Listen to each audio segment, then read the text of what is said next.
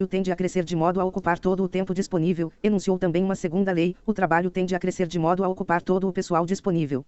Qual foi a última vez que alguém veio lhe dizer espontaneamente que tinha mais funcionários do que necessitava em seu departamento? A única forma de promover a eficiência e eliminar trabalho e esforço desnecessários é manter escassos os recursos humanos. Etapa 41. Salários. E em uma empresa realmente bem administrada, os salários devem ser estabelecidos de forma equilibrada, generosamente equilibrada. Você perderia credibilidade se, depois de dizer que a sua empresa é exemplar, depois de pedir que todos cuidem da lucratividade e eliminem desperdícios e cargos desnecessários, acrescentasse: e tem mais, vocês também não serão muito bem pagos. A gerência deve pagar salários generosos, para que todos sintam que participam dos benefícios de criar uma empresa altamente lucrativa. Contudo, há também necessidade de equilíbrio. Se a generosidade se tornar automática e generalizada, se os salários não forem vinculados ao desempenho, toda a cultura vem abaixo, juntamente com todo o sistema e com a lucratividade. Em uma empresa exemplar, os salários devem ser estabelecidos de acordo com 3 regras, para os grupos ou níveis de funcionários que exercem impacto direto sobre a lucratividade da empresa, os salários devem ser, em média, mais generosos que aqueles pagos por outras empresas em cargos semelhantes. Esses são os funcionários cuja presença e entusiasmo você deve preservar a todo custo. 2. Para outros grupos de funcionários, você deve ser mais generoso que a maioria das empresas, mas sem exageros. 3. Dentro de qualquer outro nível ou grupo de funcionários, deve haver diferenças salariais marcantes, vinculadas a diferenças demonstráveis de desempenho e de contribuição para a lucratividade. Por sinal, ser muito generoso com qualquer grupo de funcionários não significa ser inconstante ou mão aberta em questão de salários. Estabeleça um nível salarial elevado e dê aquilo que cada um merece. Se algum funcionário realmente importante vier pedir mais, não ceda facilmente, ceda somente se estiver convencido de que o aumento é justificado. Ser importante é uma coisa, ser insubstituível é outra. Como disse certa vez um observador muito sensato, os cemitérios estão cheios de pessoas insubstituíveis. A esta altura, muitos dos elementos da cultura da sua empresa já se tornaram claros. Acreditamos em lucros e eficiência, não em desperdício. Acreditamos em trabalhar com afinco, não em horas extras. Acreditamos em meritocracia, você será recompensado se merecer, mas não sem merecer. E verá que eliminamos tudo o que for desnecessário, você se acostumará a viajar na classe executiva e a usar móveis de um ex-funcionário, mas será muito bem pago. As pessoas que estiverem acima da média adorarão trabalhar em uma empresa assim, e são exatamente essas pessoas que você deseja atrair e manter. Etapa 42. Benefícios. E em primeiro lugar, muitos funcionários não veem vantagem em certos benefícios oferecidos pela empresa e preferem receber em dinheiro. Pague bons salários e só ofereça poucos benefícios aos quais o seu pessoal realmente dá valor. Uma vez oferecidos, os benefícios não precisam permanecer inflexíveis, dispensando qualquer tipo de reajuste. Um executivo que conheço se protege da seguinte maneira contra o efeito da inflação sobre o custo do seguro de saúde da empresa. O plano de assistência médica e hospitalar é integralmente pago pela empresa. Ele anuncia aos funcionários que todo ano aumentará sua contribuição para o custo do plano em um montante igual ao aumento registrado anualmente no índice de preços ao consumidor, ou índice geral de inflação. Se a inflação geral for 4%, ele pagará mais 4% pela cobertura de saúde oferecida aos funcionários. Nos últimos anos, porém, a companhia seguradora do plano vem aumentando seu preço a uma taxa de 15%. Vai tomar no cu, um jogo de bosta. 15% a cada ano, ele só concorda em pagar 4% a mais e pede à seguradora que reduza a cobertura, por exemplo, aumentando o montante dedutível, de modo que o custo total não ultrapasse 4%. Essa é, portanto, a cobertura de saúde oferecida aos funcionários a cada novo ano. Alguns funcionários lhe perguntam como pode fazer isso, como pode diminuir a cobertura que lhes oferece. Ele responde que aumentou, ao invés de diminuir, o que paga pela cobertura. Os funcionários argumentam que, embora esteja pagando mais, a cobertura diminuiu. E ele responde: escreva uma carta ao Congresso, reclamando. Seu argumento é que ele não criou o problema nacional da inflação dos custos de saúde e que esse problema não é seu, pelo menos, legalmente, não era até o momento em que este livro foi publicado. Não estou dizendo que esse seja o método correto para a sua empresa. Talvez seja, talvez não. A lição importante é que os benefícios não são direitos divinos nem são fixados com olho na eternidade. São apenas mais um custo a ser sempre avaliado e reavaliado por qualquer gerente inteligente. Etapa 43. Nunca ofereça bonificações periódicas. Não existe despesa menos eficaz em uma empresa que o abono de Natal. Nas firmas que conheço e que o adotam, o abono se torna automático, todos o recebem, independentemente de mérito, ninguém quer julgar severamente os funcionários no Natal, pois todos querem levar presentes para a família, e é totalmente esperado, portanto, minimizado pelos funcionários. Ah, não, qualquer tá bonificação, qualquer recompensa que se torna automática deixa de ter valor como motivação e passa a ser um instrumento da má administração, não da boa administração. Tampouco acredito em abonos trimestrais ou anuais, mesmo quando vinculados ao desempenho. Quando as bonificações são programadas de acordo com o calendário, os gerentes perdem o critério e a coragem com que deveriam concedê-las com a devida diferenciação e com base no mérito. Acredito muito em abonos. Acredito no valor dos prêmios e das punições.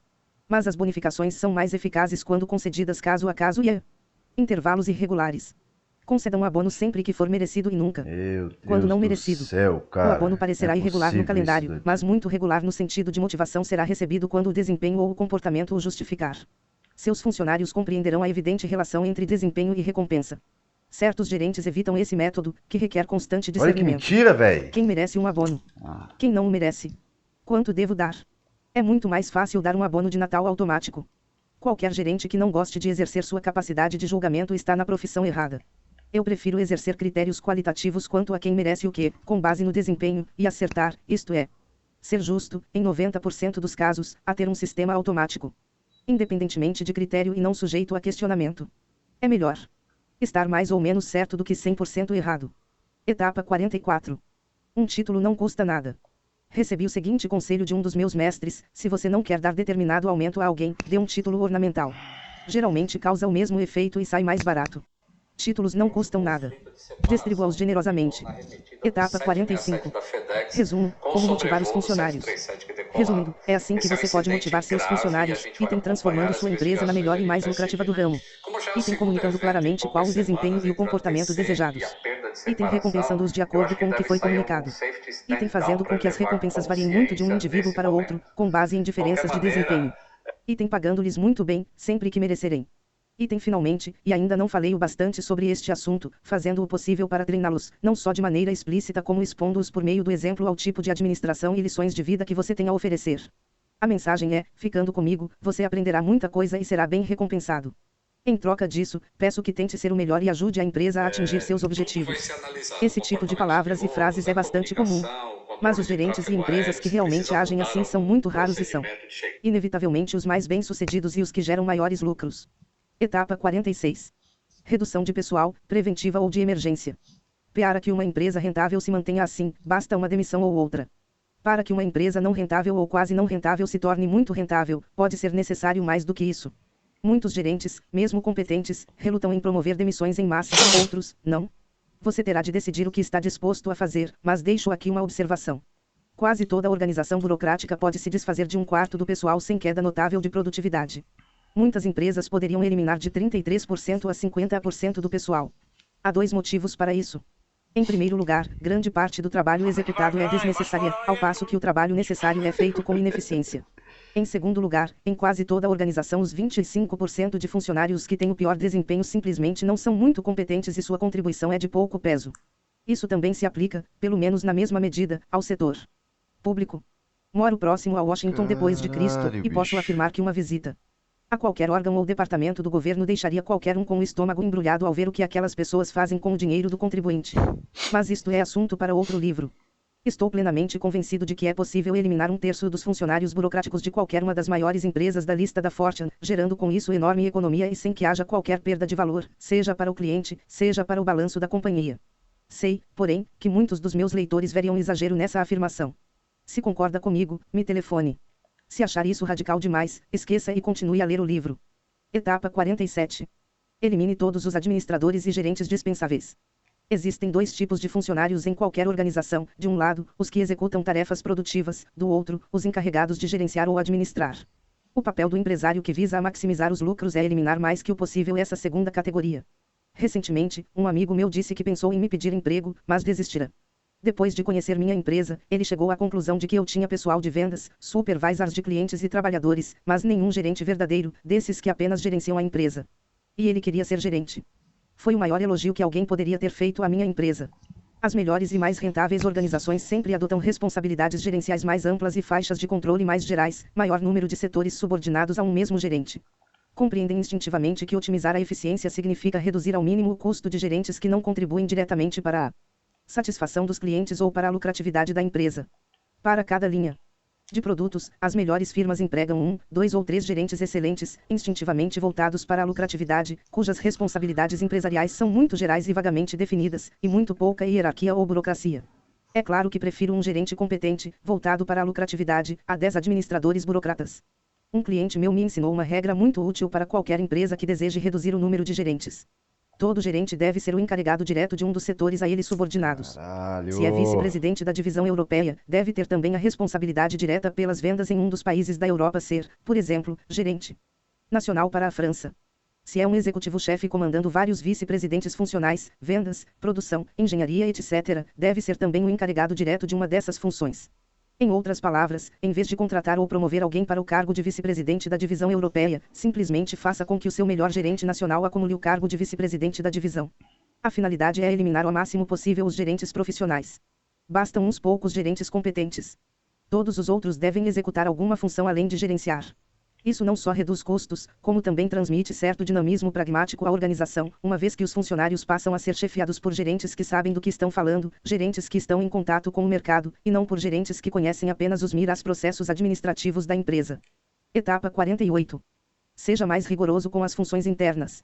São a exceção do dinheiro que se perde através de preços mal negociados com os fornecedores, como mencionei anteriormente, não existe causa maior de perda de lucros nas 500 empresas listadas na Fortune que a multiplicidade de funções administrativas internas.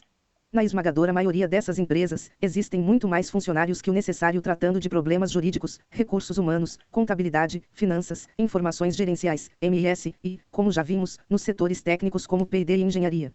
Não há nos Estados Unidos, ou no mundo, uma única companhia de grande porte que não possa sobreviver, e ganhar muito mais, a um corte dramático no tamanho desses departamentos. Se você está realmente empenhado em dobrar os lucros da sua empresa, comece reduzindo esses departamentos. Se quiser ser cauteloso, corte somente 5% de cada vez. O departamento afetado não levará mais de 2 meses, no máximo, para reajustar suas prioridades de trabalho, continuando a executar as tarefas importantes, mas sem parte da mão de obra desnecessária. Você pode contribuir para esse processo, deixando bem claro quais as funções consideradas valiosas e quais as dispensáveis. Esse excesso de investimento em pessoal existe igualmente, guardadas as proporções, em muitas empresas pequenas. Naquelas que têm 10% de lucro, mas gastam 12% com vários tipos de cargos administrativos, um corte de 25% nessa área, 3% dos custos totais, representa um aumento de lucro de 30%. Alguns empresários se concentram de tal modo, e erroneamente, nos clientes que deixam de ver a enorme oportunidade de lucros que existe dentro da própria empresa. Etapa 49. Feche a torneira dos serviços externos.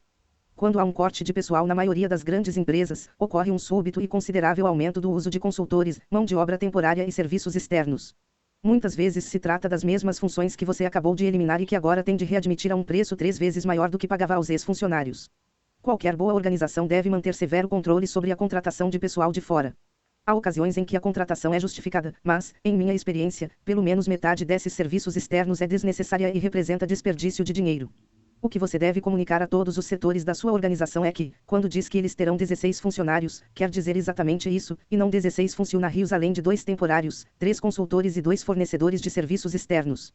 Se for preciso manter alguém de fora, isso só deve acontecer em circunstâncias raras e bem justificadas. Pelo amor de Deus, cara. Somente quando aprovado pessoalmente por você.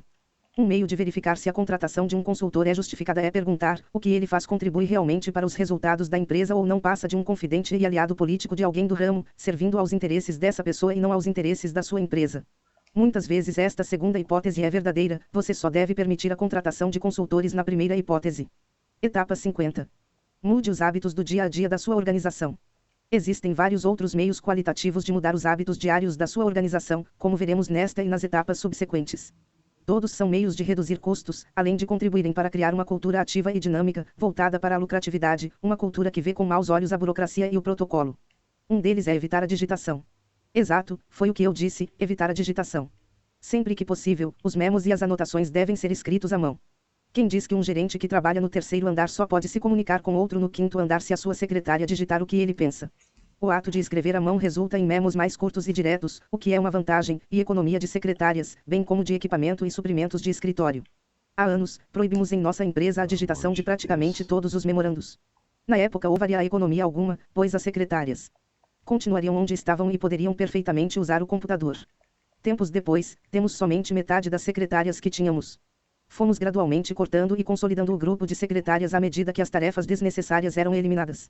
Eliminar trabalho de digitação traz um benefício adicional. Você transmite aos funcionários que a sua administração é séria quando manda cortar custos e que não tem tempo a perder com formalidades. Tenho pressa, preciso atender meus clientes e ganhar dinheiro, não posso esperar que você bata isso à máquina. O que é uma mensagem muito positiva e contagiosa. Etapa 51. Centro dos relatórios internos, contabilização de custos, estatísticas e cópias de cartas, CCS, que são distribuídos em qualquer empresa são desnecessários, representam perda de tempo e de dinheiro. Nenhuma organização que conheço é exceção a esta regra. Pense na quantidade de cifras produzidas pela contabilidade de custos. Isso se puder, porque nem você nem outro executivo chegam a ver a maioria delas. O que me leva a perguntar, se quem toma as decisões não as recebe, para quem elas são produzidas. Quantas dessas estatísticas irão influir em alguma decisão que você tenha de tomar esta semana, este mês ou este ano? Poucas, muito poucas. É claro que você precisa de certos dados para atender às exigências da Receita Federal e, se as ações da sua empresa são negociadas na bolsa, às exigências da Comissão de Valores Mobiliários. Mas posso garantir que os seus contadores produzem mais cifras do que a Receita Federal ou a CVM precisam. Elimine o excesso e poupe o dinheiro. Parte do problema é um desejo inútil de ser exato. No mundo dos negócios, a vasta maioria das decisões é tomada, como deve ser, com base em instinto, discernimento e números aproximados. Rara é a decisão que precisa de pilhas e mais pilhas de páginas detalhadas e exatas que a contabilidade de custos produz. Acredito naquilo que chamo de nível de exatidão viável. Se não tem certeza se o número certo é 10 ou 12, pergunte-se, eu agiria de modo diferente se soubesse que é 10 ou 12. Se a resposta for não, chame-o de 11 e passe à decisão seguinte. Reorganize as prioridades da produção de números em sua empresa, e reduza essa atividade, de modo a concentrá-la no que é realmente necessário aos que realmente tomam as decisões. A proliferação de dados qualitativos é, pelo menos, um problema igualmente sério na maioria das empresas. Nota-se, hoje, no mundo empresarial dos Estados Unidos uma explosão de relatórios redigidos em termos de estratégia, de missão objetivo metas, de processo de realinhamento de recursos humanos relatórios que, por sinal, raramente dizem alguma coisa. O que aprendi primeiro quando passei a lidar com esse mundo empresarial é que as pessoas nunca dizem o que querem dizer e nunca querem dizer o que dizem. Tudo tem de ser obscuro, posicionado e politizado. Experimente ser direto, franco e honesto com a organização em que você trabalha e faça com que ela aprenda a fazer o mesmo com você. Se alguém tem de emitir um relatório ou enviar um memorando, faça-o se concentrar no conteúdo do que quer dizer, e não na estrutura verbal, ou na verbosidade, que aprendeu com o último consultor que utilizou. Todo relatório deve ser direto e franco, rico em conteúdo e